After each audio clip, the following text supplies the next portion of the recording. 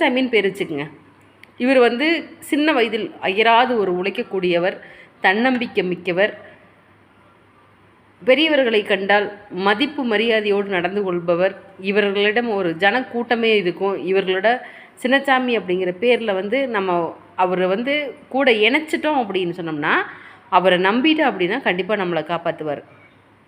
அவர்களுக்கு சின்னசாமி அப்படிங்கிற பேரில் மிகப்பெரிய ஒரு ஆன்மீகவாதி, ஆன்மீக பற்றுள்ளவர், எதையாவது சாதிக்கணும் அப்படிங்கிற ஒரு எண்ணம் படைத்தவங்க, ரொம்ப தன்னம்பிக்கையாக கடுமையான போராட்டத்திற்கு பிறகு மிகப்பெரிய உயர்ந்த இடத்தை அடையக்கூடியவர். ஒரு சிலருக்கு அந்த இன்சியல் மாறுறதுனாலையும் வருடங்கள் தேதிகள் மாறுறதுனாலையும் 1 2 ஆண் பிள்ளையாகவே இருக்கலாம், அல்லது 2 பெண் பிள்ளையாகவே இருக்கலாம்.